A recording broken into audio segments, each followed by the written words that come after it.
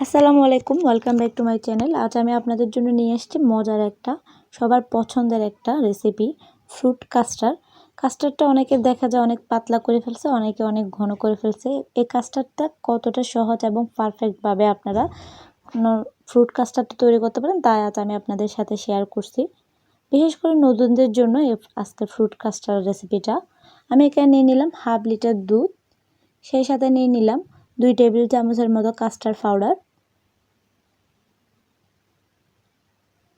সেই সাথে আমি নিয়ে নিলাম এখানে 1/3 কাপ গুঁড়া দুধ, একটা ডিমের হলুদ অংশ কুসুম, 3 টেবিল চামচ চিনি, যার যার পছন্দ মতো যে যেরকম মিষ্টিটা পছন্দ করেন কাস্টার্ডে।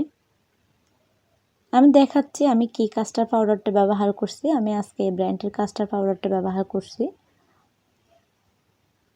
আর যারা ডিমের গন্ধটা পছন্দ করেন না তারা এটা স্কিপ করতে পারেন, না হয় যে কোনো একটা এসেন্স এখানে ফ্লেভারটা যোগ করতে পারেন।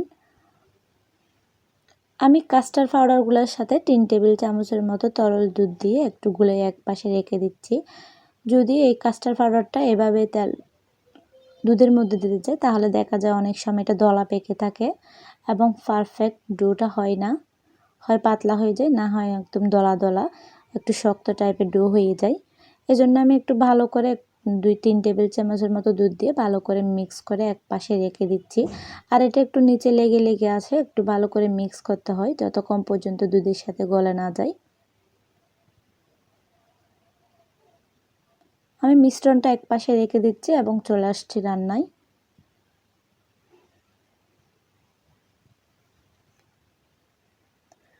একটা ফ্যানে আমি দিয়ে দিলাম আমার হাফ লিটার দুধ। আমি চুলাটা কিন্তু এখনো পর্যন্ত অন করি নাই। হাফ লিটার দুধটা দেওয়ার পরে আমি এতে দিয়ে দিলাম আমার গুঁড়া দুধটা। আমি এই দুধটা ঘন করব না, সেই জন্য আমি আজকে এখানে গুঁড়া দুধটা ব্যবহার করছি। যদি আপনারা এখানে দুধটা ঘন করে ব্যবহার করেন তাহলে গুঁড়া দুধটা স্কিপ করতে পারেন। আর গুঁড়া দুধটা দিলে খাইতে অনেক বেশি ভালো লাগে দুধটা, এজন্য দেওয়ার চেষ্টা করবেন। এরপর আমি যে কুসুমটা রাখছিলাম ওটা একটু নিয়ে নিচ্ছি। এটা আমি একটু কাঁটা চামচ দিয়ে ফেটে নিচ্ছি ভালো করে। দুধে দিয়ে ফেটানোর চাইতে একটা আলাদা করে ফেটে এতে একটু দুধ আমি যোগ করে ভালো করে দুধের সাথে কুসুমটা মিক্স করে এরপরে মিশ্রণটার সাথে অ্যাড করব। আমি কিন্তু এখনো পর্যন্ত চুলাটা অফ রাখছি। একটু দুধ দিয়ে আমি কুসুমটা ভালো করে এই দুধগুলোর সাথে মিক্স করে নিয়ে এরপর এখানে দুধের সাথে আমার কাস্টার্ডের দুধের সাথে দিয়ে দিব।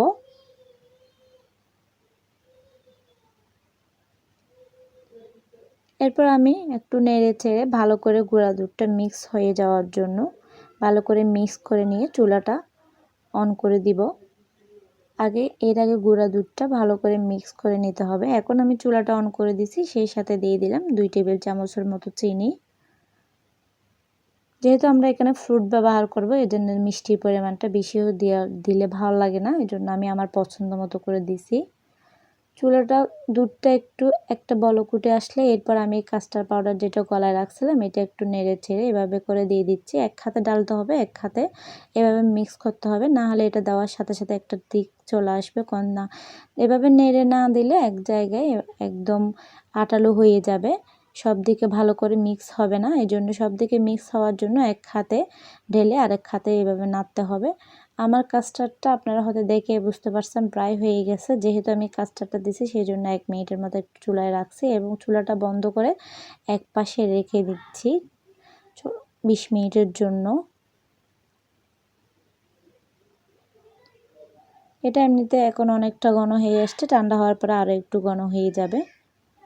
এভাবে করে আপনারা যদি ফ্রিজে একটা বক্স করে রেখে দেন তাহলে 3 থেকে 4 দিন পর্যন্ত নর্মালি ফ্রিজে রাখতে পারবেন। তবে ফ্রুট মিক্স করে নয়, এভাবে কাস্টার্ডটা তৈরি করে। এরপর যে কোনো সময় ফ্রুট মিক্স করে আপনারা কাস্টার্ডটা খাইতে পারবেন। আমি এখানে কয়েক রকমের ফ্রুট ব্যবহার করছি। কালো আঙ্গুরকে আমি 2 টুকরা করে নিচ্ছি পেঁপে, সেই সাথে কলা এবং ডালিম। যখন আপনারা কাস্টার্ডটা সাথে সাথে পরিবেশন করবেন তখন এরকম একটু নরম জাতীয় ফ্রুটগুলো ব্যবহার করবেন। যদি একটু পরে ব্যবহার করতে চান তাহলে অনেক সময় দেখা যায় ফ্রুটগুলো পানি ছেড়ে দিছে। আর সব সময় চেষ্টা করবেন পরিবেশনের সময়ে ফ্রুটটা মিক্স করার জন্য। আমি আমার প্রয়োজন মতো এবং আমার চাহিদা মতো ফ্রুট দিয়ে আমি একটু কাস্টার্ডটার সাথে মিক্স করে নিচ্ছি। ব্যাস তৈরি হয়ে গেল আমার চটপট ফ্রুট কাস্টার্ড। এই কাস্টার্ডটা ফ্রুট মিক্স না করে যদি আপনার ফ্রিজে রেখে দেন 3-4 দিন রাখা যাবে, কোনো রকম পানি বের হওয়া যাবে না। আমি উপর থেকে একটু ফ্রুট দিয়ে একটু পরিবেশন করে আপনাদের দেখাচ্ছি। রেসিপিটা ভালো লাগলে অবশ্যই একটা লাইক করতে ভুলবেন না। আর যারা এখনও পর্যন্ত সাবস্ক্রাইব করেন নাই প্লিজ সাবস্ক্রাইব করার অনুরোধ রইল। সবাই কমেন্টস করে জানাবেন কেমন হয়েছে, আর অবশ্য বাসায় ট্রাই করবেন আমি যে উপকরণগুলো দিয়েছি এভাবেই। সবাই ভালো থাকবেন, ভালো খাবেন, আমার জন্য দোয়া করবেন। আল্লাহ হাফেজ।